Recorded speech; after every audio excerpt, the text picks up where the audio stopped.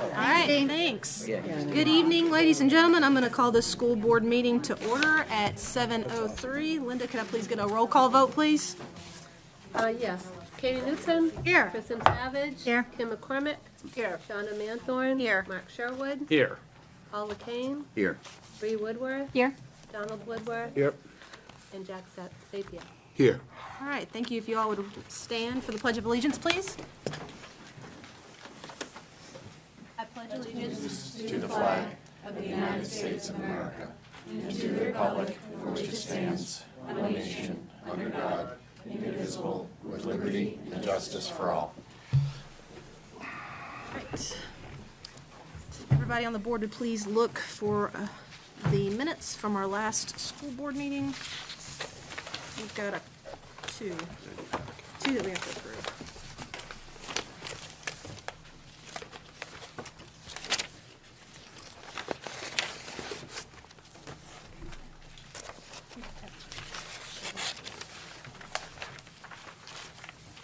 I'll make a motion to accept the meeting minutes from the organizational meeting on March 23rd.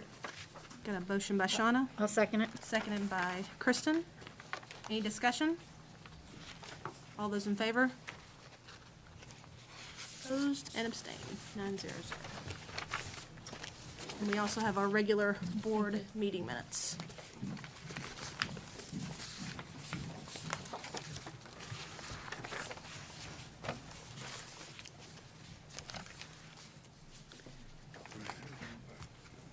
Make a motion to accept the regular board meeting minutes from March 23rd. Second. Got a motion by Shauna, second by Kim. Any discussion? All those in favor? Opposed and abstained. And we have a set of non-public. And we do have a set of non-public. I believe there are two of them, right? No, one set of non-public. No, two. Or is it continuous? Yeah. Oh, I think It's in the same. It's all in the same. So it's all this one, so just one? Yep. Okay. Yep, that's right. If you look at the times Yep, at the bottom. Okay. Did you pass them back? Oh, you did. I passed it down. They're ahead of me. I didn't see that happen. So I'll make a motion to accept the non-public session meeting minutes from March 23rd. Motion by Shauna, do I have a second? I'll second it. Second by Jack. Any discussion? All those in favor? Opposed and abstained. All right, pass 9-0. Please give those back.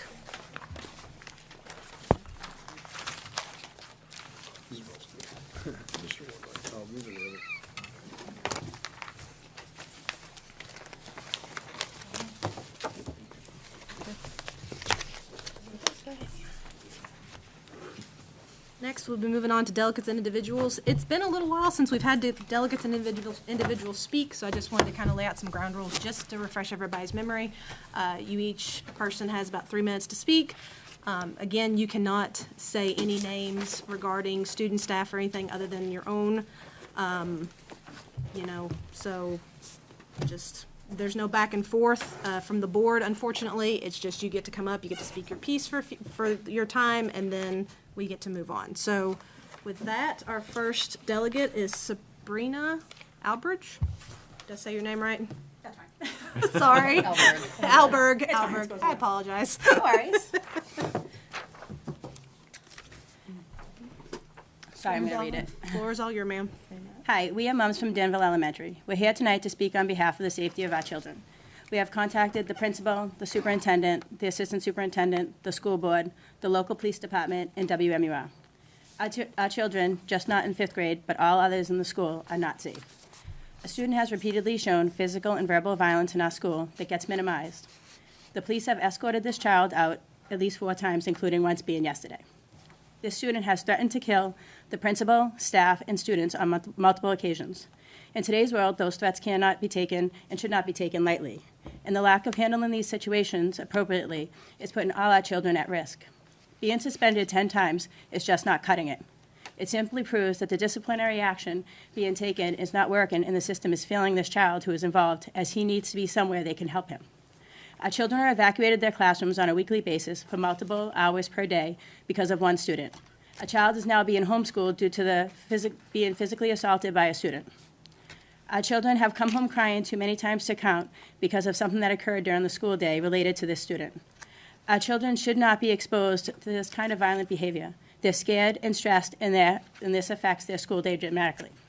We are failing our children, we're failing our taxpayers that are vested in our schools, and we're failing our staff by not supporting them and giving them a safe working environment. And we're also failing our parents. We are here to plead for your help in keeping kids safe and allowing them access to an education they all deserve. Thank you, ma'am. Next person is Kristen Taft.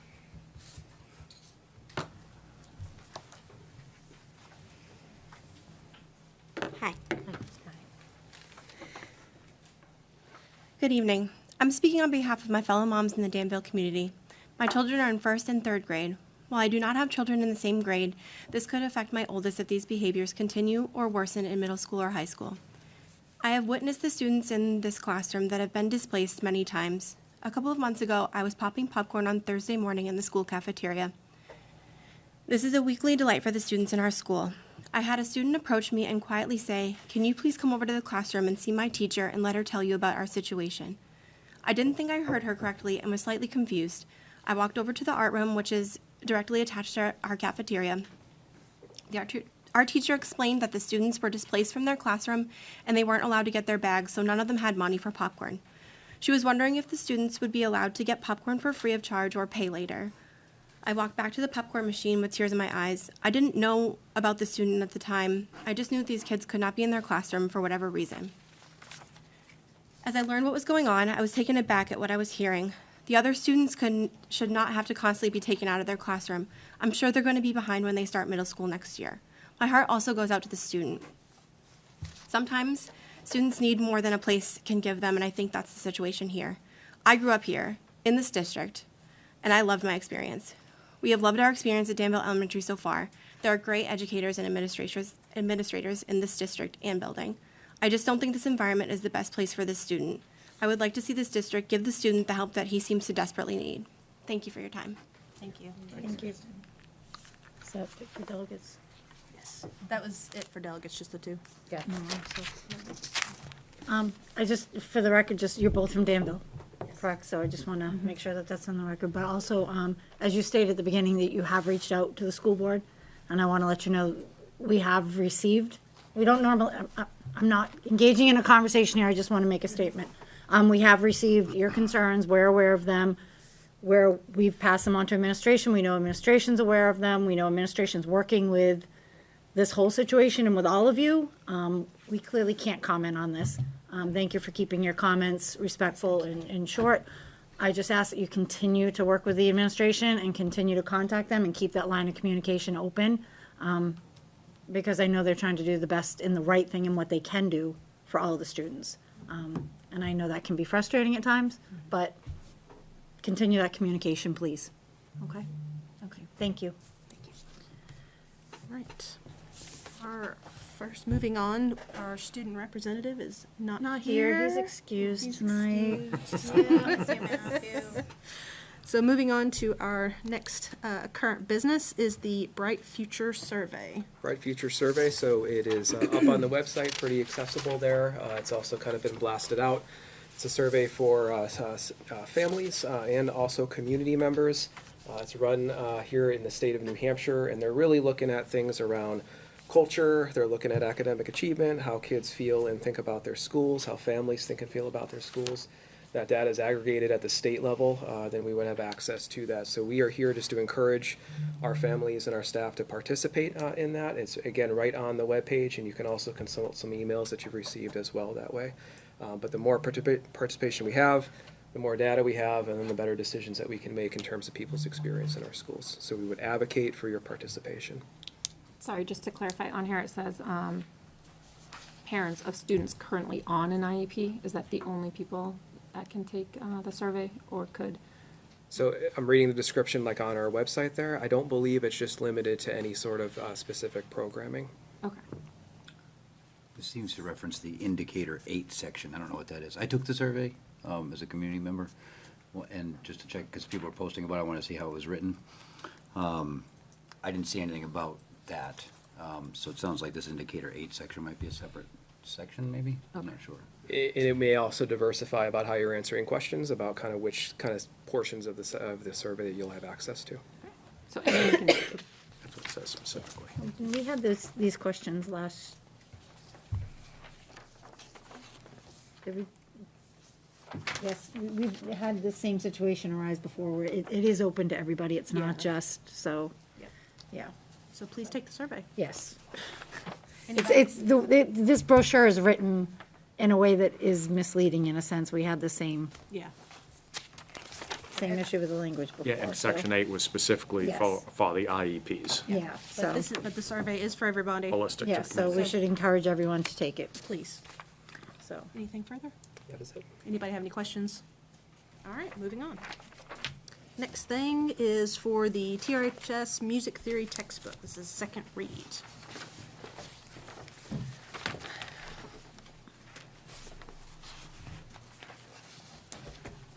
Good evening. Good evening. How are you? I'm well. How are you? Good. So last time I came here and I presented the textbook, the music theory textbook, I ran upstairs, I grabbed the copy, I put it over on this corner. Hopefully it made it around, or people that wanted to take a look at it got a chance to take a look at it. So I come back with, if there's any questions that I might be able to answer or try to get you the answer. Does anybody have any questions? Bree, go ahead. so I just had a question where this is historically a text for college-level music theory courses, and I know it even said it hoping to create that AP level in our community, which I think would be great. But how will it be utilized not to that level and degree? So I think our teachers are pretty adept at being able to take textbooks and adapt it for, the level of kid in front of them. As you pointed out, this is the AP edition. Right now, we don't necessarily have a plan to definitively go that route, but it opens the door if we wanted to go that route. Kids in this class, I think they're typically juniors and seniors. Not necessarily they have to be, but and I think the textbook selection committee, who looked at, I believe, 3 textbooks, they felt like this was the best. So I don't know what those other 2 necessarily were like as far as their reading ability. They do have the workbook that goes with this, so I think that they foresee that they are going to be able to use this with all reading levels at that that would be at that high school in that course. I'd say too, the AP, if we were to go the route of having this be an advanced placement course, there's a whole process with curriculum approval through the College Board, which is an outside organization, that has a fairly scripted number of expectations with regard to the curriculum, pacing, assessment procedures, things of that nature. The text itself could support either one. But it's aligned to our current curriculum, but if we wanted to apply and adopt one of their syllabi for advanced placement, we haven't put them down side by side, but I would imagine that the pacing perhaps could be different, and there could be additional elements and required expectations from a curriculum perspective if we went the AP route, so. I would gather that most of the kids that are taking this are taking a course like theory, and perhaps down the road, an AP course. But, you're not talking about something that's going to be used for, your average kid, in my opinion. It's going to be used for the kids that are more excited about a future involving music at a high level. So, but, you're not talking about a huge number of textbooks here. I don't know how else you would meet their need except for through this type of a resource. Any other questions for them? So you need a motion from us is it to adopt the second, or just to adopt the textbook? To approve the second read, I To think. approve the second. So do we need to do 2 motions to approve the second read, or can we do it all in one? It would be to approve the textbook selection, which would allow us to then move forward with purchasing the textbooks for the I'll students. make that motion. Motion made by Mark. Second. Second by Shauna. You always do that. You let somebody else make the motion, say, I get that one. Like, where do you word a motion yourself sometime? Come on, Mark. I thought I talked too much last All time. right, there's been a motion and a second. Is there any further discussion on this? Seeing that there is none, all those in favor? All those opposed and abstain, 9-0-0, passed. Thank you, guys. Thank you. Thank you. You take the softballs, Mark. And then the next thing on our item is the return to school plan. Just stay. I'll just stay. I don't have the agenda in front of me, I don't know. So you want to go ahead and speak to this? Any- Sure. So the return to school plan, really, this is a, for lack of a better term, a formality involved with our ESSER grant. Okay. And so this return to school plan just needs to be updated and formally adopted. The previous, I forget even the date that I came, I'm trying to remember now. I can't, September maybe? Really, the only thing that changed on it was the date. Okay. At that point, it was written in such a way where, we are, it laid out sort of the work we had done, the work we're doing moving forward, which hasn't really changed. It's, in some parts, it's written pretty vague in general. But there's nothing that has changed in that return to school plan other than the date. But like I said, it's a formality that goes along with our ESSER grant. How long do we have on that grant? It's to the end of 2024. To the end of 2024? September. September 2024. So between now and then, will we need to approve this again? I believe so. It's every 6 months. Like every 6 I believe months? it's every 6 months. Okay. All right. Does anybody have any questions for him? Could I get a motion to approve the return to school plan, please? I'll make a motion for the return to school plan. Made by Shauna, I'll second it. second by Kristen. Any further discussion? All those in favor? Opposed and abstained. All right. Thank you. Thanks, Mark. See you in 6 months with us. Okay. Last day of school, graduation. Let's see. Yeah, right? Yep, sorry. No, I was like, am I wrong? I was skipping ahead one. Yeah, did you want to speak to this, or we want Sandy to speak to it since she's doing the calculation? Or whoever wants to. I was like, I know, why do you two just stay there? Just stay. I'm sorry. Are you guys fighting over good news? They should. So what I put together for you all was really just looking at the hourly calculations by level of whether or not, if we were to keep with our original final day of school on the calendar, which is June 15th, the state has a formula for calculating hours. And so each level has an allowable number of hours that can count towards each day.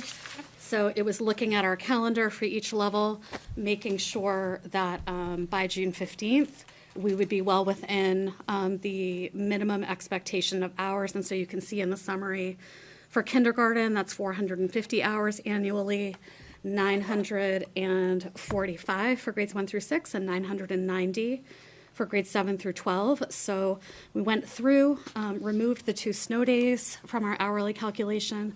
Our distance learning days do count toward our final hourly count.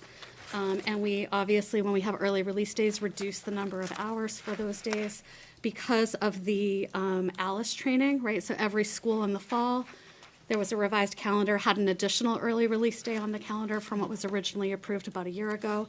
That was taken into account. And so with all of those calculations, we are well within the minimum expectation of hours if the board should choose to keep with the original end date of June 15th. So. And I would recommend that we do stay with the original end date of June 15th. Again, adding days and going forward is going to affect what our graduation is. It's going to affect what everything else is in place. You get to the end of June and kids, their minds aren't really where they need to be. The effective amount of learning, I think, that you get at that time just isn't the same as it is. Again, we have the significant hours. Again, I'd like to be able to see graduation happen on the 10th. If we go 2 more days, We can't do that because there's a five-day window from our last day of school to when the graduation date is. Correct. So I would make a motion that we continue with counting hours for this year for 2023 and end on the originally scheduled day of June 15th, correct? Second that. That's the date, June 15th. Yes. Thursday, That was June. the date that I used to calculate the hours, yes. Okay. So, got a motion by Kristen, second by Shauna. Yes. Any discussion? Would there be any reason not to do that? That's to you. Any reason not to hold the last day of school on the 15th and continue it as an early release day? Well, no, to count the Make up the hours. 2 extra days. Yeah. I mean, I think the reasons to do it are you've got a calendar that families have planned around for a better part of a half of a year. And we've got educators who are planning toward that end as well. And as long as they have the end date, whatever that is, they're gonna maximize the number of hours that they have between now and then to make progress individually for their kids. I can't see a reason not to do that. Great. Any further discussion? All those in favor? Opposed? And abstained, 900. And then do we need to make a motion for the graduation? So just to be on the safe side, so everyone knows, I'm going to make a motion to approve graduation for June 10th. Saturday, June 10th. Saturday, June 2023. Got a motion? I'll second that. And a second by Shauna. Any discussion? All those in favor? Opposed and abstained, 900. And one of, I will just go back for one of the other reasons why I'm suggesting we stick with the current calendar is really setting the graduation date right now. But if for some reason we do have one crazy day where there's a rainstorm or a power outage and we do need to, because if we miss one more day, we will need to extend that day. That would put us to the 15th and we would still have, to the 16th. And we would still have that availability to have graduation on the 10th. So this allows everyone to plan and start going forward, but it allows us that little bit of leeway if, gosh forbid, which we've had crazy storms in April before that have knocked out power and stopped us from coming. So that was kind of one of my other reasons too. So just wanted to clarify that. Yes. Right.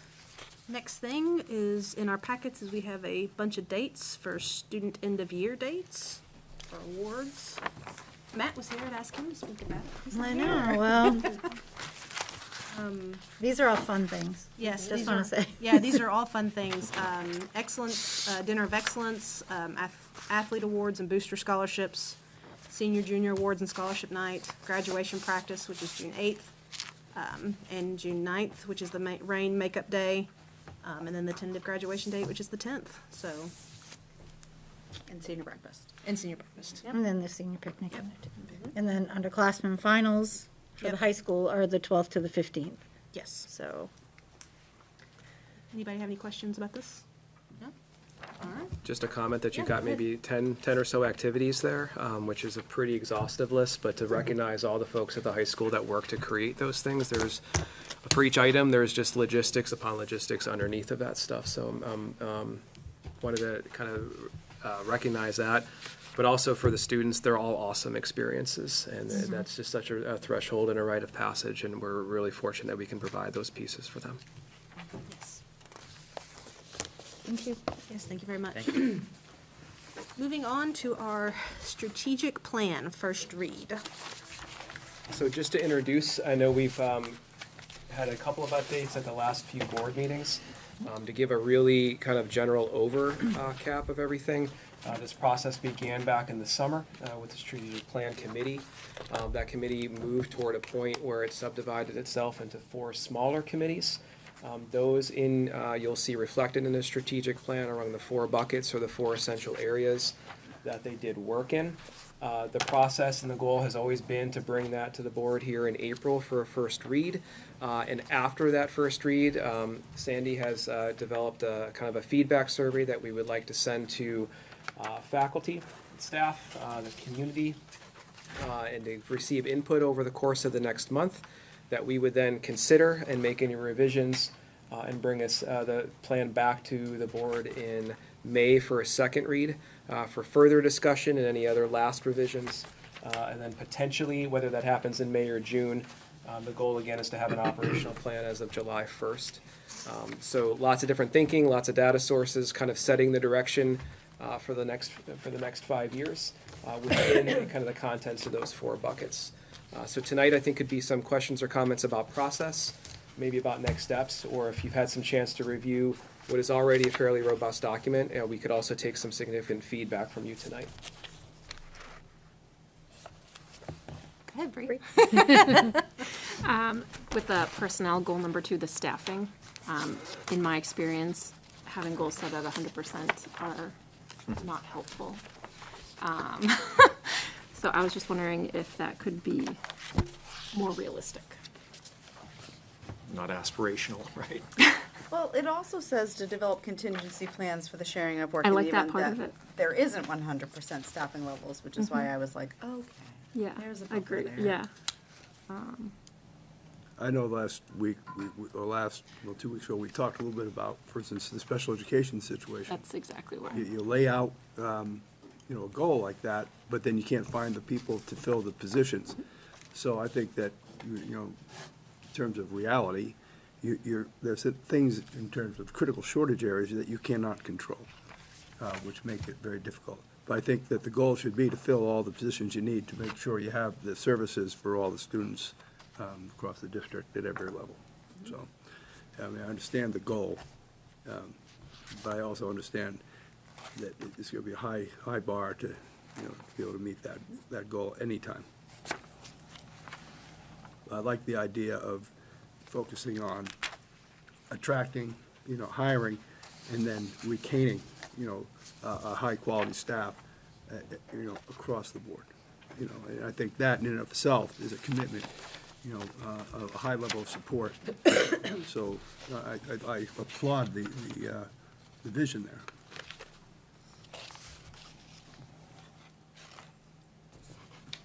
Any other comments? So we need a motion to accept it as first read, is that correct? Correct. Yes. I'll make a motion to accept the strategic plan first read. Got a motion by Kim, do I have a second? Second? Second by Shauna. Any further discussion? All those in favor? Opposed? And abstain, 9-0-0. And thank you to the strategic planning committee who has put this together. It's a lot of work. Next agenda item is our 2024 final voted budget. Maria? I cannot give you the specific chart, but every year. It is more helpful to digest. Thank Not you. just the Visual learner. report. I'm a visual Yeah. learner. Thank you. A lot of people are more visual than report, right line item. Thank you. Just think this way. Thank you. Our wonderful Carrie helped us to craft these things. It's very helpful.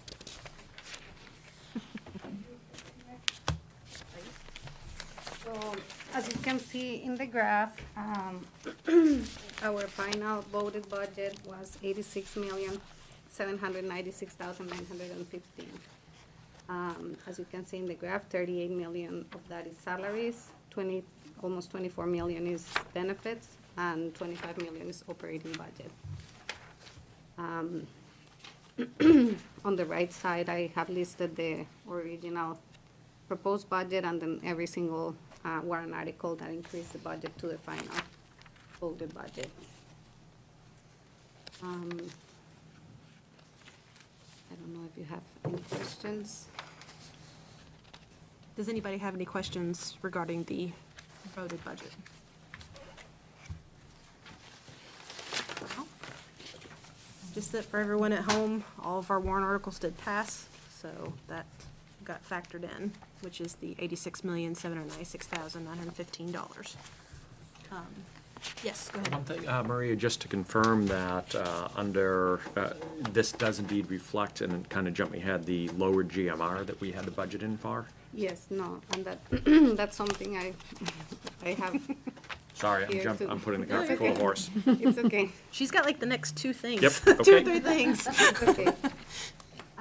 So, well, if anybody has any other questions about the budget, I think this year we have been working together with the budget, so I think most people are very familiar with it. And I just wanna, one more time, say thank you for your support, and I appreciate all what you guys do with us and working with us to get this done. I do appreciate it. Thank you. So it seems like there's no other questions for the voted budget, so do you want to go ahead to the MS 22 or DRA?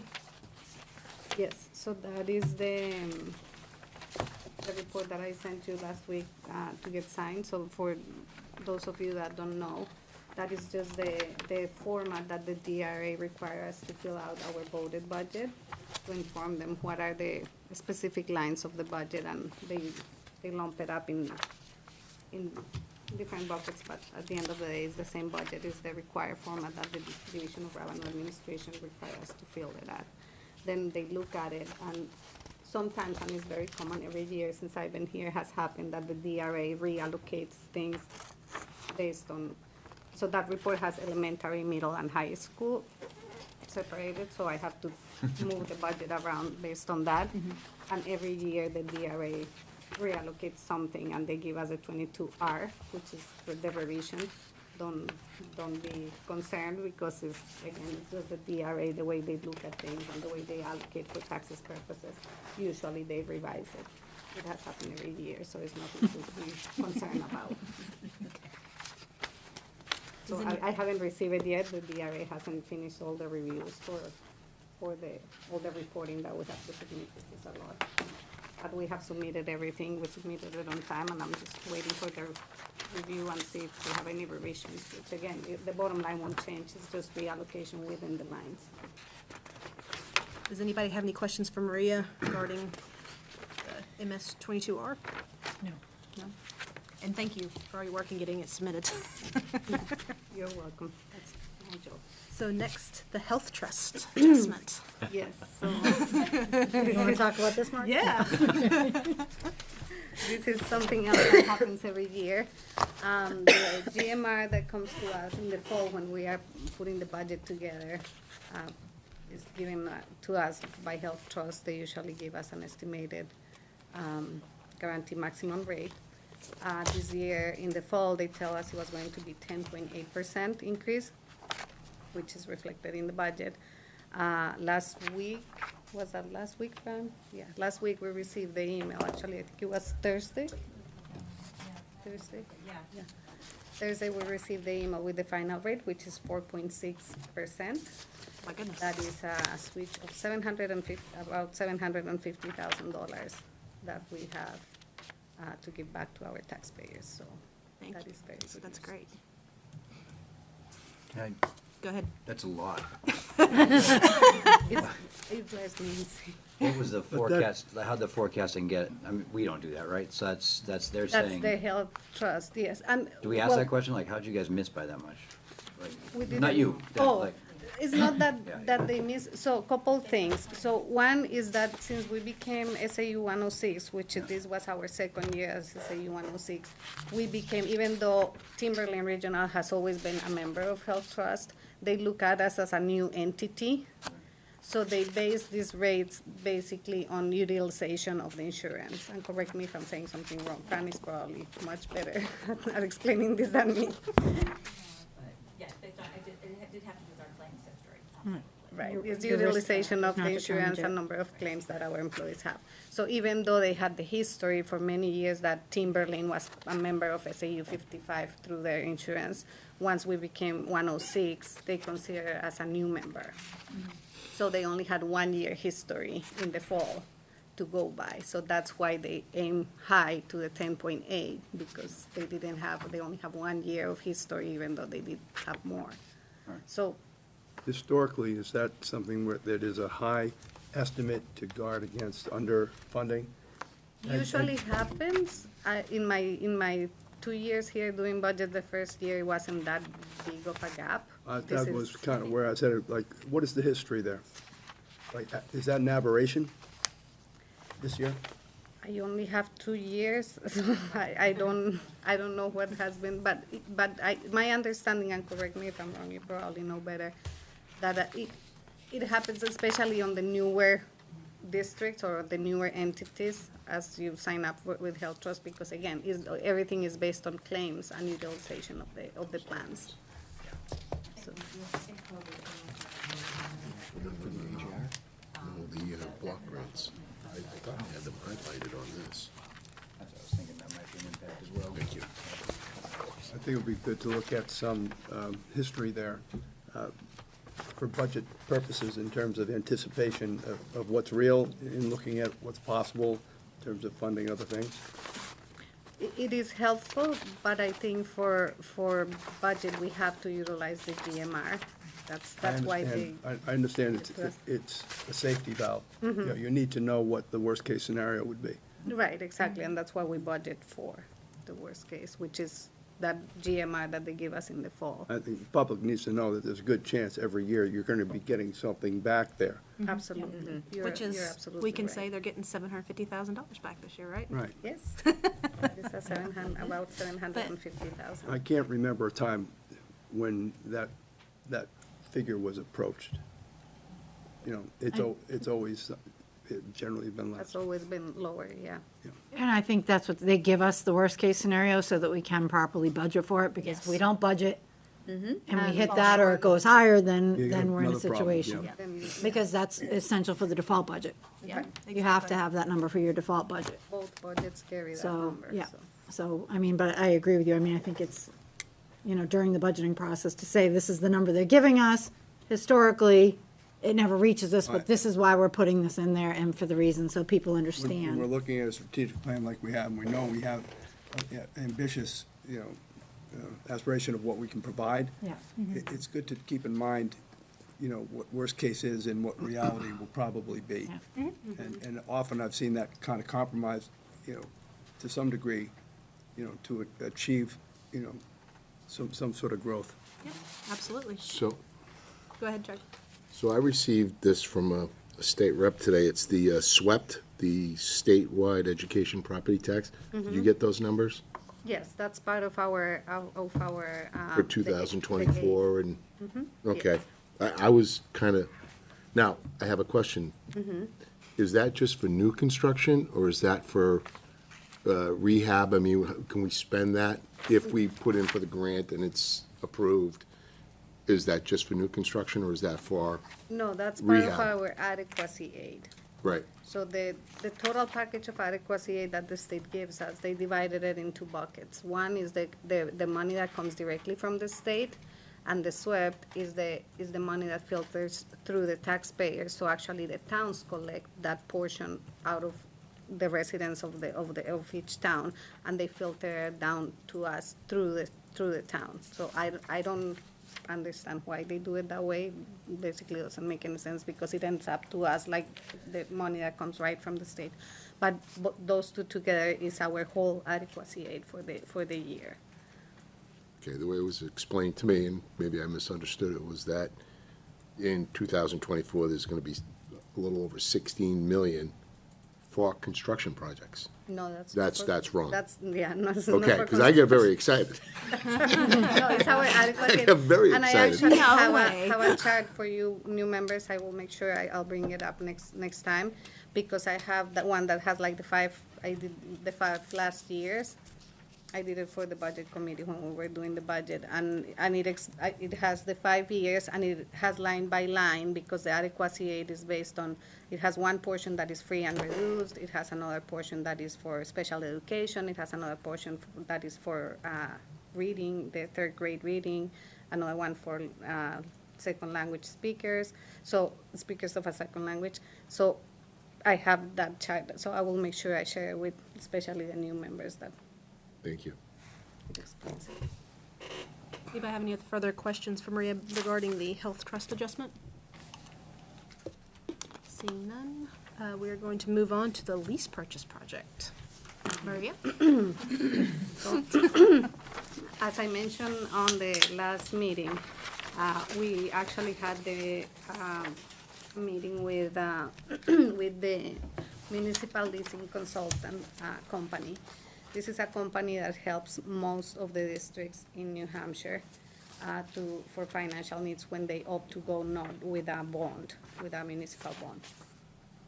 As I mentioned before, I think these are the advantages of going with a company like this is that they work very close with all the lending companies, and this is their business. So they are constantly monitoring the rates, the interest rates for leases.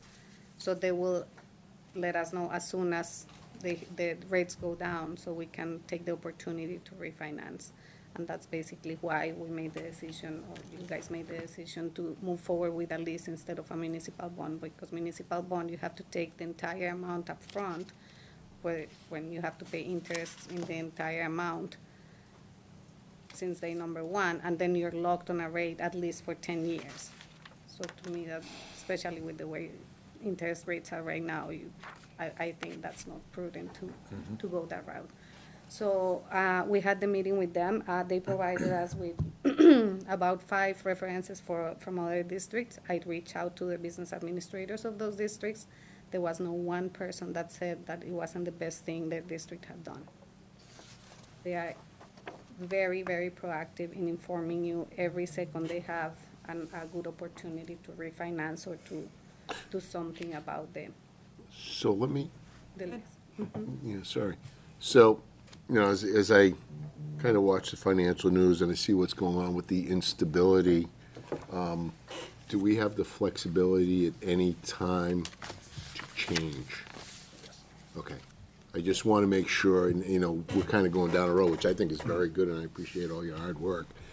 I just want to make sure we fully understand what the options are, and Yeah, and if we that's wanted to lock basically- in, if something became unstable, that we have the opportunity to do that. And that's basically the reason why we recommended and the board decided to go with this option, because the municipal bond, which is a more, I would call it safe, because it's municipal and it's a bond.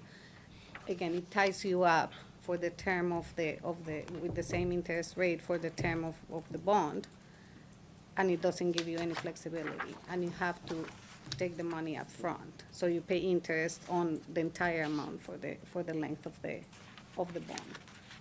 These, the kind of lease that we're gonna recommend to do with this one is a master lease, which allows you to break your projects in phases. So you only borrow the amount that you need for that specific phase of your project. So, for example, year one, we only gonna take projects that EI will help us to move forward in $3 million. So out of the 25, we only gonna need 3 million in year one. We only borrow 3 million on that year one. We pay interest only on that 3 million. Then year two, the projects that we're gonna take are 6 million. So year two, we borrow another 6. So it allows that phasing of the project. So, my understanding of this, one of the reasons why we went with the lease, and I have to ask these questions, it's Absolutely. kind of my job to ask these Please questions. do. One of the reasons why we went with the lease is because we were gonna do all this work basically on the front end.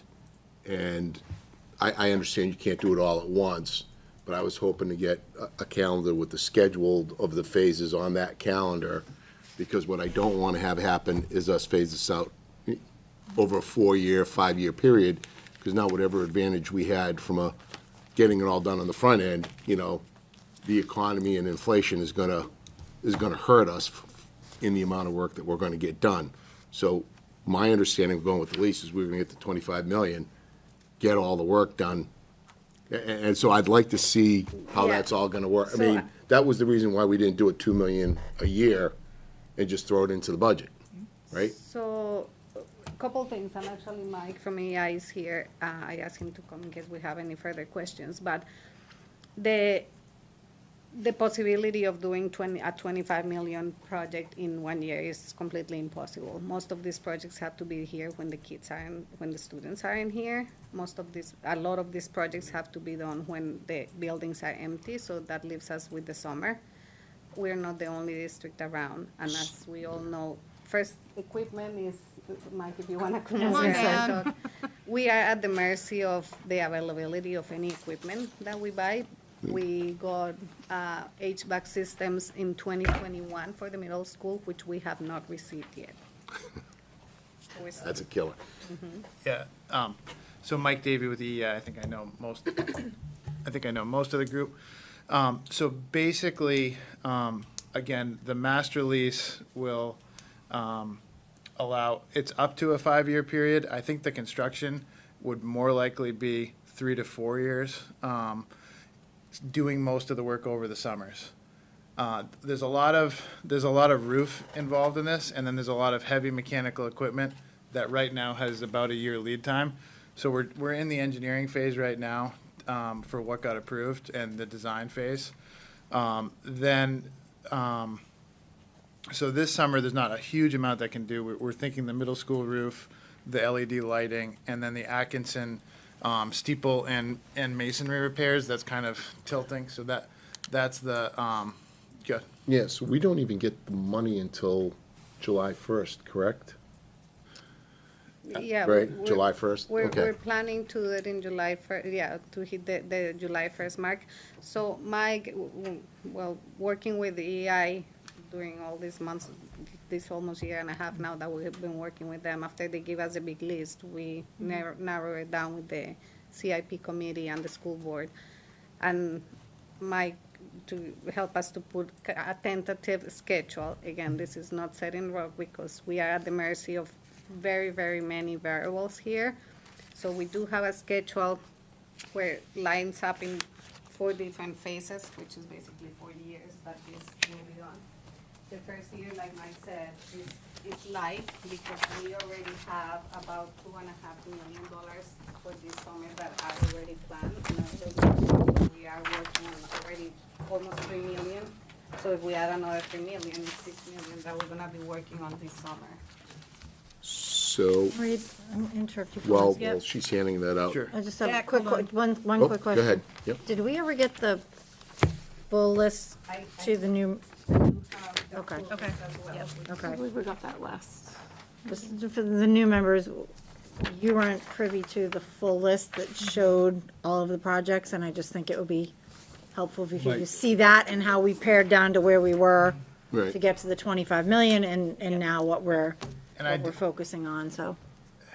we could probably have a whole separate meeting on that. I will say one thing about the full list is it wasn't intended to be a list of every single project the district could possibly do. Like, so for example, turf football field and LED isn't on there. But Where'd that come from? so if, what that list was generated from was from an architect and our engineers that walked the building with the facilities team. And it was really meant to be an order of magnitude, not a definitive list. And it was meant to help make a decision about how much these buildings would need in the next 10 to 15 years. And then we worked from there to say, hey, are these buildings worth saving? Are they worth investing in versus a new? So I don't want to say look at that with, it wasn't meant to be a 10-year plan. It was meant to be a walkthrough. Here's what we're seeing, and then helping the committee get to a project that could get voter support. So we kind of pared it down from up to 90 million in projects to what we thought the voters could approve, and amazingly they did. So we were pretty excited Yes, about that that. was amazing. Yes.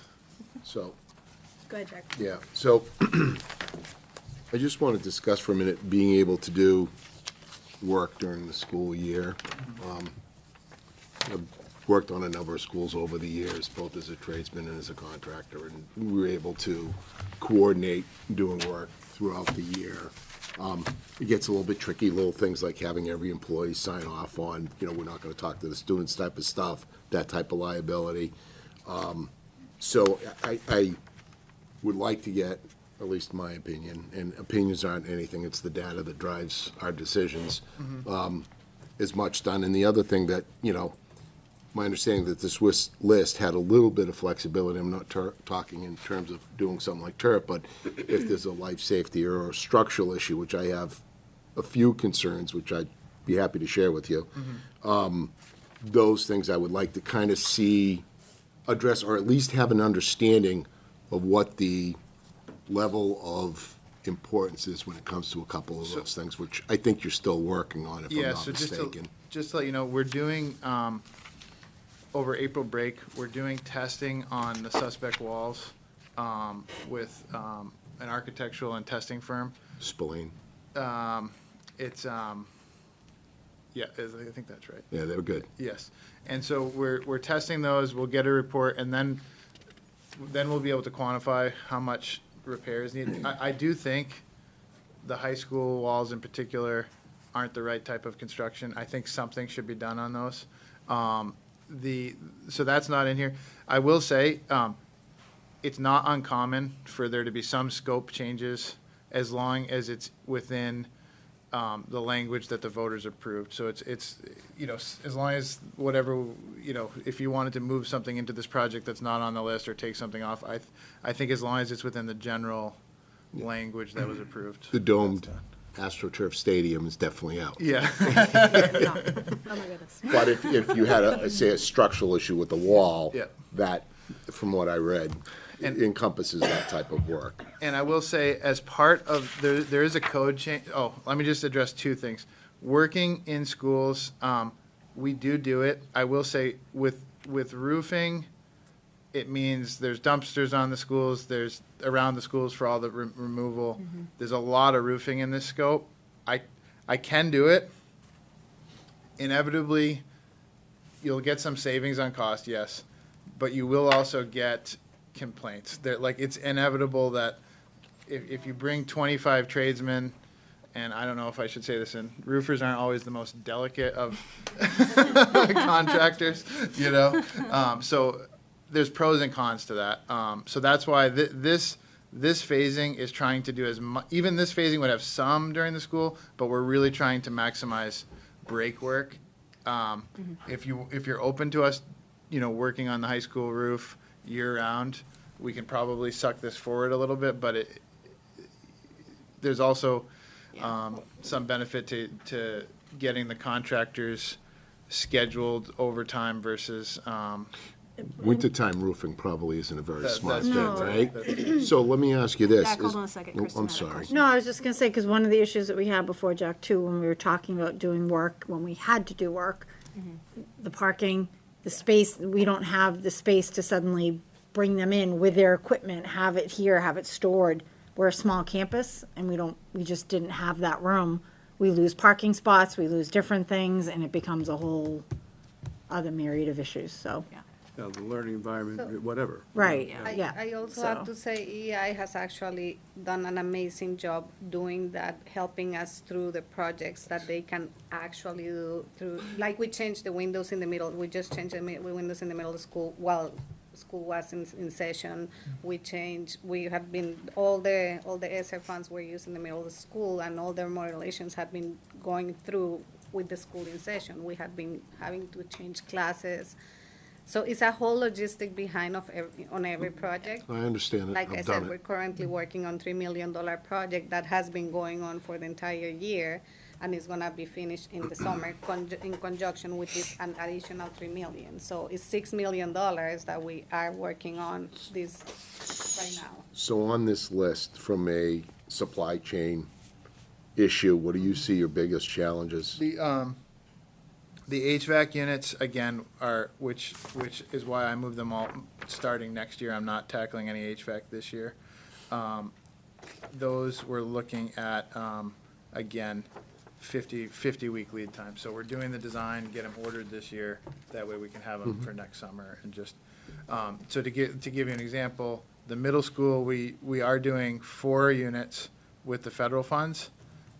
And we ordered those. In the fall of 2021.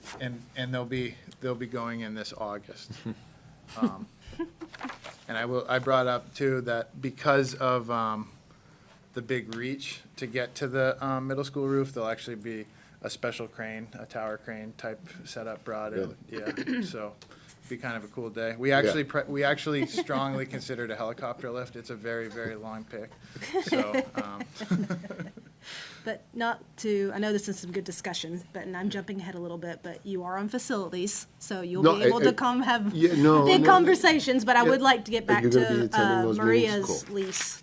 the motion that we need to make for her for this master lease agreement, real quick. Okay, so as I said, the recommendation will be to go with the master lease, which allows us to phase out the projects as availability becomes an issue or, you know.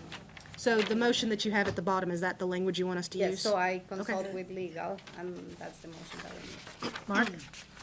Make the motion? Oh, no, no. I'm prepared, I'm ready. I already Too underlined much it, I today. saw it. So I move that the district engage municipal leasing consultants for the bid process on behalf of the district to select a lender to finance via lease purchase the district's planned energy-efficient building improvements authorized at the annual meeting. Motion by Shauna, Second. second by Kim. Any discussion on this motion? Yeah, I'd like to thank the voters. Yes, Right? thank the voters. Yeah, for thank the sure. voters. Agreed. Yes, thank you for the trust and the support. All right. All those for? Opposed and abstain, 900. All right. Do you pass this down to Linda so she has this for the motion? Yes. Thank you. Thank you. I think that's it, Maria. Thank you. And thank you. Thank you. How's this Mark again? Yes. Come on down. We gave you a break, should've Mark. we should've just, let I you know. do a little better. It's all right. We have to do a better job with that with the I know. agendas to just, you know. We did a pretty good job. Either that or like one at a time and make them go up and down like. Oh, my goodness. We get a workout. All right, so this is about a leadership conference, is that right? Correct. And so I come to you seeking your approval for this trip. Policy says that trips, student trips that are overnight and/or out of state require board approval. So this is in conjunction with the our student council at the high school. It is the national conference for the student council. This is a trip that has occurred for many, many years. Our advisor, Ms. Jen Libby, has taken students, a group of students, to national conference for many years. This national conference is on June 25th through June 29th. Thankfully, the kids aren't going to miss any school. Thank you. And it's in Collinsville, Missouri, which is a suburb of St. Louis. So they are planning on flying out of Logan, and the plan right now is they're trying to travel with the New Hampshire delegate. So there's kids from New Hampshire, different New Hampshire schools representing New Hampshire. They're planning on traveling with the New Hampshire delegate, staying in the hotel with the New Hampshire delegate, and sort of staying as sort of the New Hampshire delegate while they're out there at this conference. So what you have in your packet is the executive summary of it, goes through sort of the logistical details of it. Like I said, this is a trip that the students have gone on, well, not these particular students, but that Ms. Libby has brought students on in the past. And so I entertain any questions, or if I can answer it, I'll go back to Ms. Libby. Any questions? Go I ahead. have one quick question. How many students do you have going? So there's 7 students and 2 And how many chaperones? 2. 2? Okay. I always ask that question because I'm always concerned about the student safety. Yep. And I've been on this. I know it's a good program. I know it's a The good program trip. is, it's amazing. The kids from all around the country, and some out of the country, come to this. There's such oversight. It's so well choreographed. Great speakers, great, committee work. The kids get exposure and opportunities to lead. I can't, in New Hampshire, they try to do a version of the same type of thing, and there's some lead conferences regionally that are similar, but this is enormous, and the fact that we're going really helps these kids recognize the potential for their own leadership down the road. I know it has merit. I'm always concerned. Jen Libby does a great job of making sure everybody's Should be very good. busy. I think it should be chaperoned. So yes, there are 2 chaperones, and we made sure of that. Any other questions for him? No, I'm going to make a motion to approve the Vision Conference National Student Leadership Conference for Student Council from June 25th to June 29th in Collinsville, Missouri. I'll second that. Motion by Kristen, second by Jack. Any further discussion? All those in favor? Opposed and abstained, 900. Thank you. Thank you. Thank you to the Thank adult you. chaperones Yes, that thank put this you. together, and thank you, Mark. Next item is our vacancy reports. Hey, Fran. Hi, Fran. So this is the up-to-date vacancy. There's probably not a lot of change from last time, honestly. We've had a couple of people probably added to it that maybe resigned that you guys approved the last time. Okay. So it's still, and again, so I expect it's going to change over the next couple of months, but right now it's what it is. So most of them are still the retirements that we got back in January on the vacancy report. Does anybody have any questions about the vacancy reports? No, just a quick question on the chart. Time to fill column. Just from my curiosity. That, Like, what can is you it? just explain that to me? I mean, I think I would know what it means, but I don't, It's looking at usually the the- numbers, I'm thrown off. Right, so it could be the time, so basically it's the time that it was posted until the time we're actually able to fill it. So that, like, for example, if you look at the behavioral specialist. Got it, okay. Yeah, been So- open for quite a long time. So like the first one's only been posted 7 days ago. Right. Thank you. That's why I was just, wanted to clarify that, so. Bree, go ahead. I was just wondering if you knew roughly the percentage of all jobs, like the special education, what percentage are not filled? Okay, so special education, I mean, that's a critical shortage area, so they're always difficult to find. So when you talk about, I mean, percentage of our overall position? Overall, so. So you're overall talking, like, position. are you talking about, like, is it like 10% of our overall positions or something like that? I don't know the exact number, to be perfectly frank. I know those tend to be the ones that we have the most difficulty filling, to be perfectly honest with you. Although I think, anticipate that a lot of the positions can be difficult to fill, going forward. But that is probably the one that gives us the most challenge, and probably the one that tends to be our biggest percentage as far as amount of time, percentage of open positions, I would say. So I think that's a pretty accurate assessment. Go ahead. So, I was thinking about Bree's comment about a goal of 100%, which I actually like the 100% goal, because I think we need to get there, but there's some commentary in the last meeting about the special education positions, and that there's been vacancies for many different years. Do we benchmark that against other districts? If we knew the percentage, for example, of special education vacancies, what does that look like against other districts? Honestly, I have not really looked at that. What I can tell you is that pretty much all the districts are in the same boat right now. We're all, dying for help. And special ed, it's always been a challenge position. I used to work for another district years ago, and it was the same thing back then. It's always been an issue. The challenge Timberlane is going to face is that we have the low salary schedules, or one of the low salary schedules, in the surrounding areas. So that is going to put us even farther behind the eight ball as far as hiring people. So as far as benchmarking, I'd say we're probably similar to other districts, but we're going to be behind because of our salary schedule.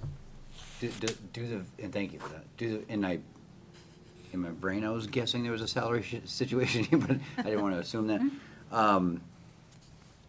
Does the DOE know about the vacancies? Is that something we could get? Well, so basically, we provide them with information on difficult-to-fill positions, so that's how the critical shortage list is developed every year. Mm-hmm. And so that's how they determine, that's what allows us the ability to hire people at a higher step. So they are aware of those, because we have to provide that to them. As far as, do they actually track that amongst the districts? I'm not 100% sure if they do or not, but I know they're aware of it because of the critical shortage list. Although I will tell you that there are so many positions on the critical shortage list, there are very few that aren't on there any longer. Like years ago, social studies was not on there, now it is. I mean, social studies teachers were very easy to find in art, and now they're on the critical shortage list. Okay, yeah, just from a Pareto perspective, that's just smacks you in the face, like special education, and then. Right. You talked about in business and the business that I'm in, we went through this with COVID, and it just, we just kept, whether it was salary or bonuses or different Right. benefits, we just kept going until we were 100% staff, because Right.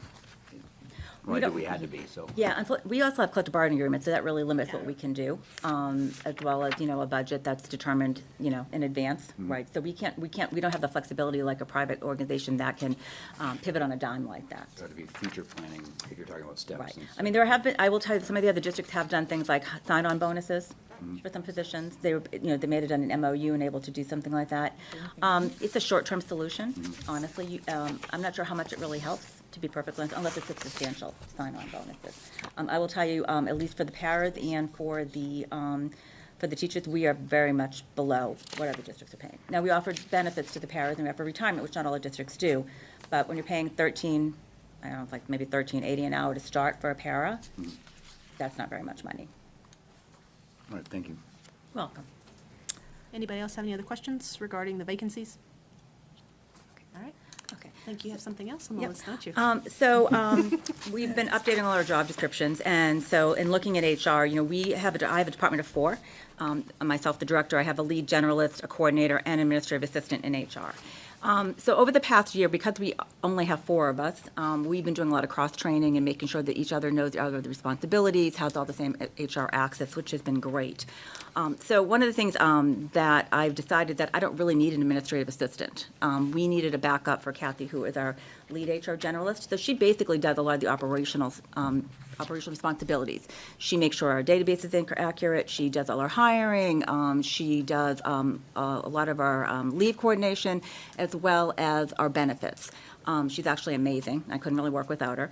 But we have no backup for her. And there's a long learning process in that role, especially dealing with our systems, which can be complicated. So I took the administrative assistant position, made it into a generalist position for a backup for Kathy. Also looking at succession planning, because I know Kathy is not going to be with us, forever.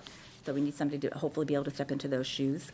But that also, so I wanted to change the title from administrative assistant to HR generalist. And in doing that, that position will now report to Kathy. And Kathy was our lead HR generalist. I'd like to change her title to senior HR generalist. She has an amazing amount of knowledge. I think a senior is a better description for what she's doing.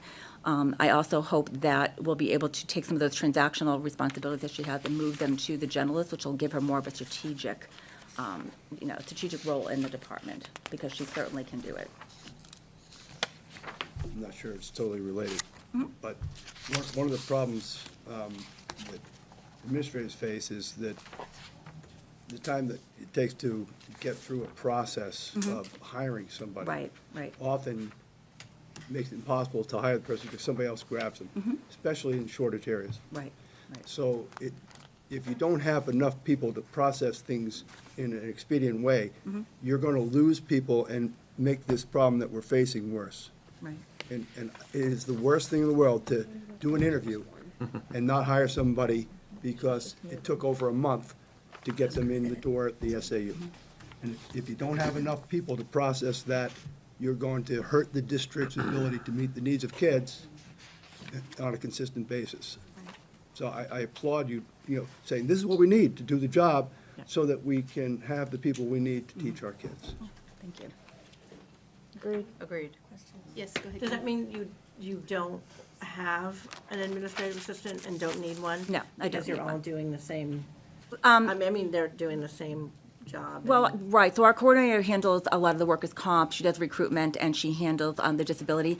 I can keep my own calendar, I can make my own appointments, I can do a lot of that myself. I don't really need somebody to do that. I mean, she also handles special projects and so forth, so she was really more than administrative assistant. But no, that's not something I need. Thanks. So is this just one position that's changing a title, or are we having to vote Two, two? it's two positions. One is going to be the administrative assistant to the HR generalist. Yep, I've got that one. And the other one will be the lead HR generalist to senior HR generalist. So lead to senior. And what's, Question, do we have an org chart somewhere? That's being worked on. Okay, thank you.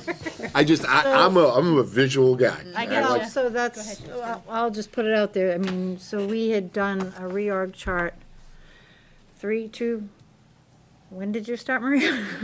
Because it was shortly after that, correct, Yeah. right? So we were in a whole different situation at that point in time. We just switched over from into our own SAU. We had changes that were happening. Now that we really have a fully staffed SAU, which we didn't have at the time that was done, and that's why we had to do that chart, because we had to say, what do we do with these holes and whatnot? We don't have those holes anymore. So this is definitely something that we've spoken with Justin as well as Chris, that we need to talk about changing that and coming with something. So we've asked them to work on that. Clearly, there's a slight delay right now, but we will be working on the reorg chart and then coming with something. So we will have that visual, because I think it's not only for us on the board, but I think everybody needs that at this point in time, and everyone needs to know where those directions are going. So, so this is good to have this done. Yes. So now it can filter into there, so. But that is something being worked on, so, and will come to the board. Thank you. All right, But so, we're not giving you the old one. No. Right now, sorry. You just use your imagination. I'm the new Just guy. use your imagination for now, Jack. all right, So, so I'll entertain the first motion. We're changing. the current title of the Is administrative is going to be assistant. the lead generalist. What is that current title? It's going to be senior HR generalist. Yeah. Versus lead. So we're going to have an HR generalist and a senior HR generalist. So we need to change one from lead to senior. Yes. Okay, so I need a motion to change the lead HR generalist to senior HR generalist. So moved. So moved by Shauna. Second. Second by Jack. Jack seconded. Any further discussion on that? All those in favor? Opposed and abstained, 900. All right, and then I need another motion to change the title of administrative assistant to human general, HR generalist. HR generalist. So moved. So moved by Shauna, Second. second by Bree. Any discussion? All those in favor? Opposed and abstained, 900. Thank you. Thank you. Thank you, Fran. Thanks, Fran. For your work and making the department run efficiently. All right. Next in our packets is our committee assignments. Tried to do the best I could to accommodate everybody. Like I said, it's been filled. If for whatever reason there's an issue, you can come talk to, me, myself, and we'll see if we can fix. But as of right now, this is where they stand for committee assignments. And Jack, you're on facilities. I went to church on Sunday. No, thank you. Does anybody have any questions about committee assignments at this time? Seeing that there is none, we're gonna keep moving along to school board self-evaluation process. So, Yep. let me take this one. Yeah, go ahead. I was like, what do we do with this? Okay, so we have the policy or procedures in here for our school board operation. As far as our evaluation, if you go to the last 2 pages, those are our goals that we set last year. So basically what we want to do, I mean, this is pretty self-explanatory, but if this board can look through what our goals were last year, think about them, think about if you thought we met them or not, or what we need to do to meet them, and then to update this, or if you want to add anything.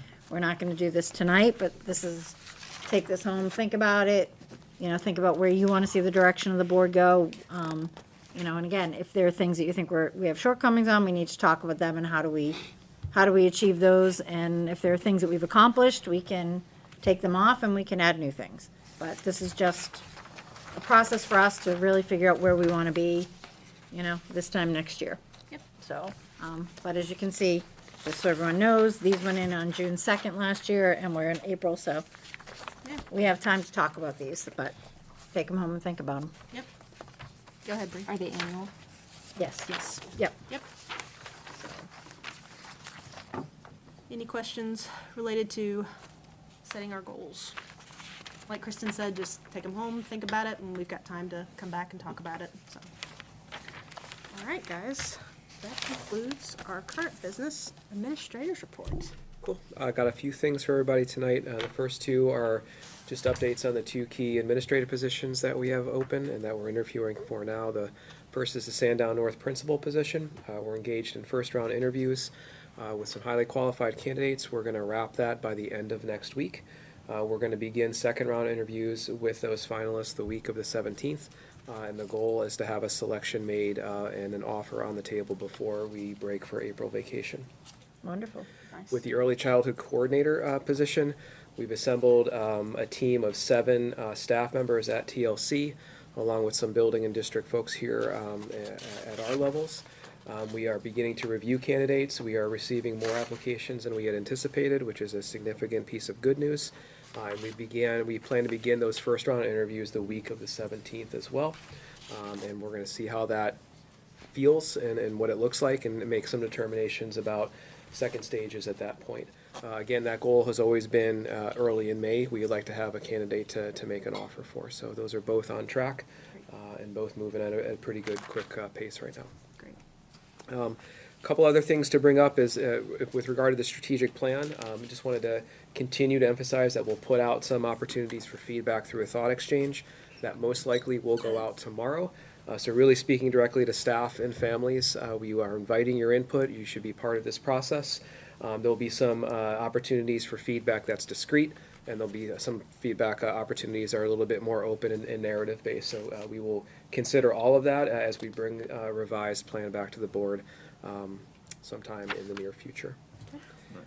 Also currently under work is a stipend committee. This is a partnership between administrators and members of the TTA. It's in the collective bargaining agreement that this group meets annually and looks at what those stipends are. So we're really targeting athletics, extracurricular clubs and activities. These are things that are student-centered after school, and also any music instruction that's happening outside of the contractual day. That group is making good progress. They're charged with making some recommendations to the superintendent by June, and they're on track to make those recommendations. And then we'll see what those are and what we need to consider in terms of moving forward. And lastly, I just wanted to just recognize that yesterday was Paraeducator Day across the nation, and certainly here in Timberlane. We were able to send, as an administrative team, just a message or a note to all the 129 or 130 or so members of the TSSU. In that note, I was just able to highlight a paraeducator that I worked with in 2005. She had made a pencil drawing of a Half Dome, which, if you don't know what that is a huge, exceptionally large granite piece out in Yosemite in California, and just made some kind of analogies for what those people do in relation to kind of what Half Dome does out there. So they are constant sources of good for our kids. They never waver. They're there constantly for them. And they see the peaks and valleys of our kids all the time. So they're a tremendous workforce. There are a significant number of individuals that are working in this district. So publicly here, we also wanted to recognize them and thank them for their work for students and everything that they do to drive student learning forward. Thank you. Thank you very much. Personnel report. I believe, is Fran coming back up for this? You're okay. Shame, shame. There you go. Did you ask the question? So Maria actually did a quick calculation because she's really good at that. And our overall special ed positions are 7% of our 7% of our overall amount of actual positions. Okay. So close to the 10%. I was a little off. Maybe the rounding up a little. Thank you for getting that.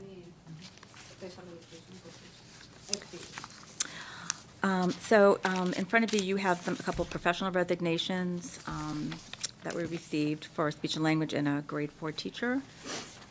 In addition, it's that time of year where we have all the nominations for all our teachers, which you also have in front of you. I don't know if you have any questions. We obviously did them by school, and then obviously we did them by different, whether they're on non-continuing, going to continuing, or continuing contract. So. For the new members, can you please explain, because I know this is a confusing thing. Yes. The difference between the non-continuing, the going, and the continuing, because. Right. So the non-continuing are basically those that are new to the district. They don't actually have what we would call tenure in the district yet. So basically, they're considered non-continuing. When they do reach that point where they do have the tenure, then they go to a continuing contract, and then they remain on the continuing contract. If you're on a non-continuing contract and we have performance issues, it is much easier the district to non-renew that particular type of teacher. Once they do achieve tenure, we can still non-renew them, but it's a much more challenging process, if that helps. So let's see, so we need some motions to accept the resignations. Make a motion to accept the professional resignation of Megan Verman, speech language pathologist at Pollard Elementary, and Kimberly Buckwald, 4th grade teacher at Sandown North. I'll second. Motion by Shawna, second by Kim. Any discussion? All those in favor? Opposed and abstained. 9-0. Fran, we're trying to encourage and conduct exit interviews as much as possible. Yes, correct? we do. We actually do them all electronically. Okay. So we actually send them out electronically, we get them back, and then, of course, part of that process, if they do want to have a meeting with me, they contact me and we schedule a face-to-face meeting, but we send it to everybody that exits the organization, we send it to them. And they're informed that they can do that and request a face-to-face. Absolutely. It's directly. part of the Okay. actual exit interview form. If they want to reach out to Okay. me, they can. Great, thank you. Yes, thank you very much. All right. Sorry, and then where does it go from? Well, I store it, and actually what it does, it's in SurveyMonkey, so actually I'm able to actually get like a report, so I can tell, where the areas are, the problematic areas, and we did talk about at some point bringing it back to the board and sharing some information on an aggregate level. So how do you need a motion for the renominations? Do we have to do it individually, or can we make one big? I think you could just do it as one big motion. I believe you could just say, accept the nominations, as presented for the 23-24 school year. Someone say so moved. So moved. That's Mark's job. Mark can second.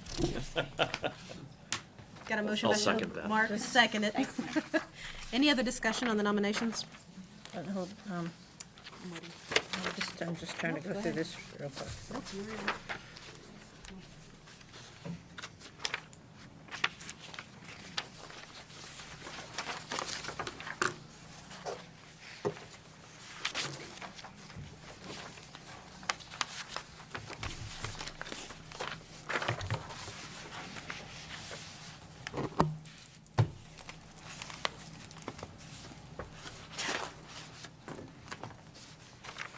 Go ahead. You good? Yeah, I guess I'm good. Anybody have any further discussion? About This is anything? the motion that's currently on the floor. I would just like to make a little comment that I obviously might have some ties, Woodworth name, to people here, and that it is always nice to remind everyone that everyone here is someone's family. So we support our families, and we like to bring a community aspect to it. Yes. Any further discussion? All right, all those for? 1, 2, 3, 4, 5, 6, 7, 7 for, oppose, and then abstained. 2 abstained. All right. Thank you. Thank you. All right, that was the first one. Yes. All right, you all have your committee assignments, but I know there's some people that are currently on committee, so I'll go ahead and do committee reports. I'll start over here. Kim, did you have anything? I don't have anything. Okay. Wellness is meeting next Wednesday. Yes. And policy met today. We'll be moving some things forward. Yeah. Very, very quickly, shortly. Safety, we meet next week on the 11th. Yeah. Yeah. That sounds good. Yep. Facilities to follow. Yes, my book, yeah, sounds Mark, good. go ahead. So- Yeah, BudCom met last week. Let's see, Sue. I'm sorry. No, Sue go ahead. Sherman was elected chair with Mike Mascola as vice chair. Liz Costa volunteered to be in the strategic planning as a subcommittee. We approved some new bylaws, just allowing us to be at more flexible times and locations, not locked in to specific times and specific dates in the calendar. Let's see, there's a lot of redundancy here because of Marie and Justin. Insurance. There was a Are request. you insulted by that? I'm like, I was kind of. Oh, no. You know This that I is hold so you in pick the on Mark highest night. This esteem. is great. This has You are been so fun. efficient, you're making all of our jobs easier. You knew that was the intention. The BudCom did ask if the school board would consider supporting producing some sort of a visual aid to be made available to the public via social media, our website, just taking a look at our tax rates and what they have been historically by town. There was some discussion that there may be a little bit of sticker shock with this in December. However, this is more similar to the mean tax rates that had been here in 2018, 2019, pre-COVID money, just to not necessarily get in front of the ball, but answer some questions as to, hey, is this historically high, historically low, to give perspective that, no, we're kind of going to the mean.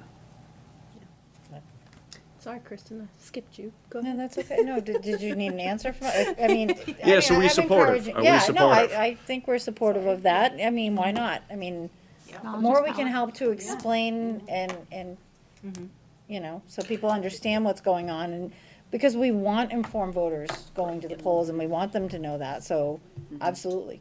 I mean, In the that more- case, I will make a motion to ask these people to create wizardry magic so that we can somehow visually document or present what the historic tax rates have been compared to, what we know that they're going to be. Does it go beyond just the tax rate and understanding, town to town, what the number of kids are going and how that Yeah, is all so you're impacting yes, the- Because yep. I don't. I didn't want to get into the nitty-gritty with I that, just but don't there want was, to yep. have this or Yep. underrepresenting, the complexity of that Yeah, process. so a lot of this discussion, which I wasn't going to go into detail, but thank you for calling me out, is there needs to be an understanding why certain towns' tax rates are going to be going up higher than others, and a lot of that, all of that just about has to do with student populations and the changing of student populations amongst different towns in the district, and, and the cost for those individual students. So certain towns have a higher percentage of students than they have historically and are continuing to grow and build homes and start homes, and those towns will, out of necessity, share a disproportionate or maybe proportionate part of that tax burden. So yes, that. I just don't want all of a sudden something to become a huge issue. Yep, yep. That doesn't have to be. I did have 100% agree. a spreadsheet when we were looking at the Articles of Agreement that went back 50 years, by year, by town, and it was quite revealing. And my guess is that's kind of flip-flopped a little bit. Absolutely For the has. very reasons you just Absolutely stated, has. or it's gotten a lot closer. So yeah, if this, if you guys all agree, I will try to work as an interface between BudCom and the SAU here to produce something for us to review. Okay, great. Thank you. Sounds good. Oh, now you're up for me. Now Sorry, you're ready guys. for me. No, No, you're nobody ready. else. I'm sorry. No, I skipped you. You did. I know. So, Say the best for us. so facilities, we will have to talk with Maria and Carl and Sarah and try to figure out when we're going to meet. So if you, do you? I live up the street, and my wife says I don't work enough, so I'm available all Okay, the time. fair enough. So, She so we'll wants him just to figure out volunteer if the for She's time. like, she would prefer me just to be here. Okay, Sleep so right we'll up. talk and we'll kind of work on, Whatever on works for setting a everybody. schedule going forward. I know there's a lot of things up in the air trying to figure it out, so we'll figure out what makes sense for meeting on what basis. And we'll go from there. So sit tight and we'll Mr. get some Team. ideas and we'll go there. So, and then, I'm gonna take it the next step, and I believe if Matt was here, I'm gonna steal some words that I believe he would have said tonight, so I'm just gonna go on it. So, on Saturday, April 15th, which is before our next meeting, so there is the Run of the Savages 5K. This was started by Alexis Vengren, who is now at the middle school, but this was done when she was a fourth grade teacher at Pollard, and it was to help a student learn that even in the toughest of times, there can be positives found.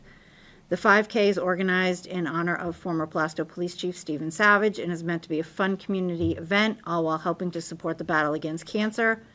Please consider joining the Run of the Savages, whether you're a runner, a walker, a dog, you can all come. And to help battle cancer on the morning of the 15th at Pollard, again, it starts around 9:15. All the pre-festivities, the 5K itself starts at 10 o'clock.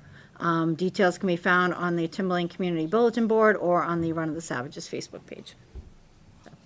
Be a boardwalk. Walk. You can take a donut and a cup of coffee from Dunkin' Donuts, and you can go on the 5K. It is the beauty of it. They're gonna catch you eating one again this year? They're not going to catch me eating a donut again this year. Nope, I'm not going to be.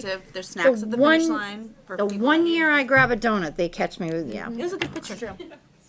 So you're saying you're not going to be caught this year?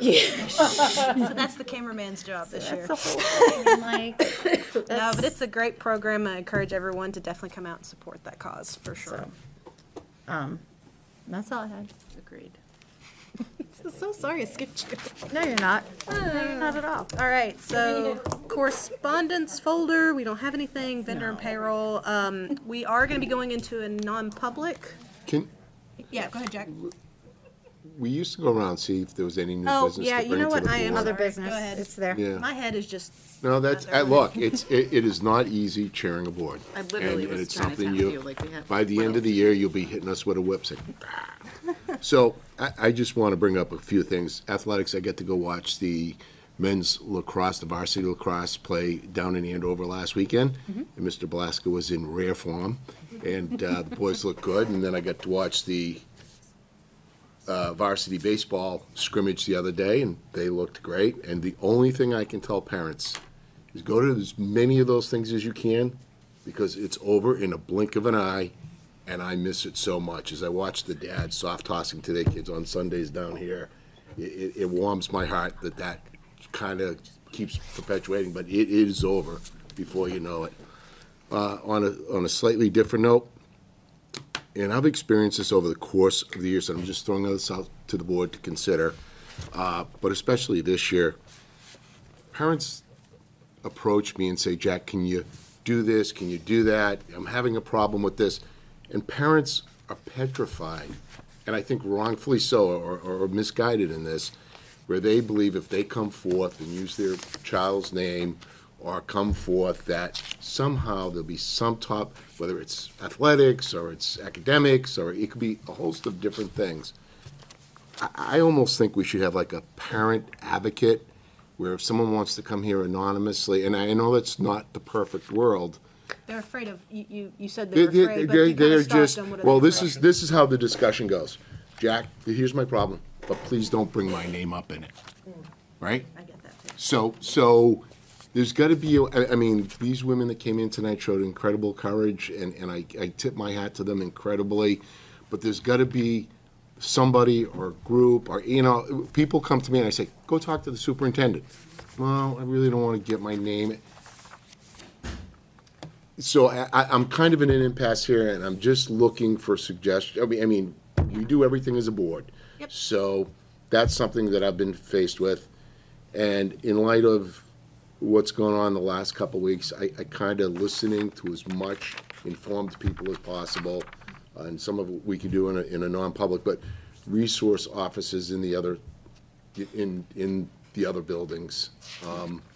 I'm sure everyone's thought about it occasionally. I don't know if the board's ever talked about it, but just a thought.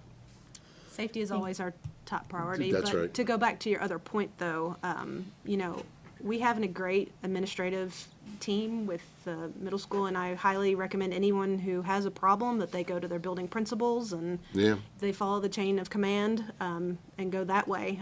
Justin, did you want to speak to anything about problems and what they need to do as far as just pretty much that's it, right? Just go to the. Yeah. But I don't disagree with you. I feel it's having- unfounded, but. No, I understand what you're saying. I don't disagree with that, but it's also very important for people that if there is an issue, unfortunately, nothing's going to be done until you say something about it. So please reach out to your building principals, reach out to the people that are over that, and email, call, whatever you can. But what did you have? Well, I do think there's a role that board can play in passing on information to you or to Kristen, in this case, so that they can bring it to the attention of the superintendent or his designee, and it can be then processed, through administration. It's not like that we're gonna be dealing with the problems in a particular building ourselves. But we are communicating. We're not leaving them out and saying, we're not dealing with this. Right. We don't deal with it, in a granular way. We deal with it by making sure that people that need to hear it are getting the information. Correct. And it's done discreetly. Yeah, because it's not the board's responsibility to take care of those problems. That's what our administrative team is for. Right, but we can communicate it, but people need to know when they do it, please don't give us, we are essentially an appeals board as well, too, if it goes through all of that, and it can end up back in our lap, so the amount of details we get, you have to be careful with how much we get and the names. Don't put children's names in emails to us, please. It's really No. not those kinds of issues, though. No, but I'm just, Yeah. since we're saying that, I just want to, but I know where you're going, but I think really, It should be people fine. have to be, Going I down. get where you're coming from, they have to be willing to either come to the administration, if they're not, use us as that middle, but you're gonna get more, you're gonna get further with your issues if you're willing to put a face with them and speak to them, because if not, if we're told, don't put my name on it, it makes it really hard, because when we try to bring it to them and explain it, we can only bring it so far too. So it's a tough It's a tough thing, and we can talk about that maybe as one of our goals, is how do we improve that communication? How do we open that up to allow people? Is there a way to do it, and do it legally? And that, because that's that line we have to be careful. And again, it depends. If you're saying it's not that type with students, then, so maybe we can talk about that more Yeah, as to how to go about doing that. So, Justin?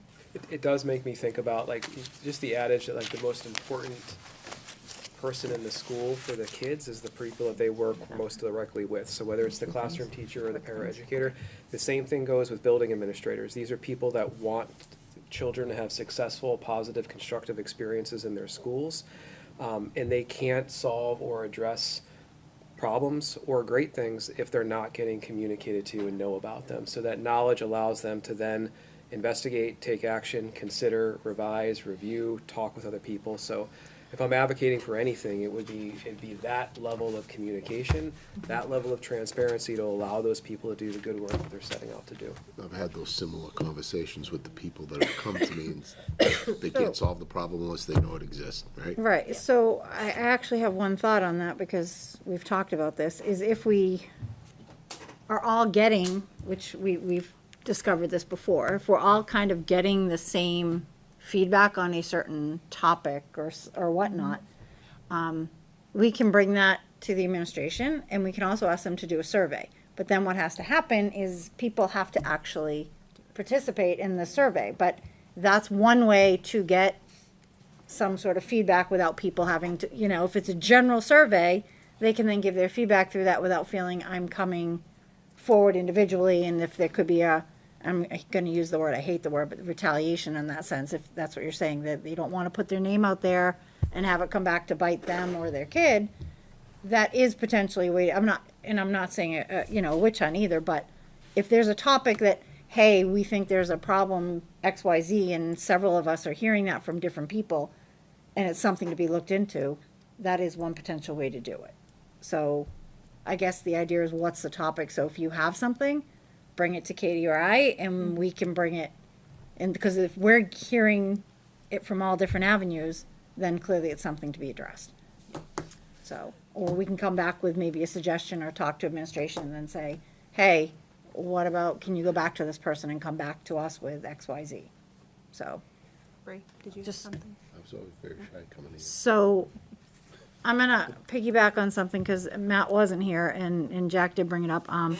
Opening day for all athletics is on Monday, and so the campus will be busy, not only high school, middle school, so there'll be a lot of stuff going on, and it's always great to have people come out and just be there and enjoy the sports and see what's out there. With that said, too, I will say all of our athletic programs are doing all their fundraising right now. I know there's other groups are doing it too, but right now your spring fundraising is in full swing, and my son sent something to Jack, and he's waiting to hear back, but that's a whole different. So that's a whole different thing. Spring concerts are all gonna be starting. We have so much going on our campus with these kids, so, look and see what's out there, and go and enjoy the show. Milkmen have a lot of shows going on right now, so, it's the end of the year, the kids are excited, they wanna see faces at these events. So go out and support them. All of these schedules can be found. You can go on the PAC, and you can find the PAC schedules. You can go on timberlane.net on the athletics and find all the different athletic schedules. It's a great thing for people, bring your elementary school kids to come see some of these things. So then when they're coming up, they kind of have an idea of what they might want to get involved in, whether it be, band, theater, whatever, rather than just on a whim. So take advantage of it. Hopefully the weather's going to be nice, and, everyone, I know the kids would all love to see people at all these events, whatever you choose to do. Maria, I'm looking at you. Yep. The general assurances, did you put this up here for Kate to sign? Do I just, Can you just give her a quick explanation as to what?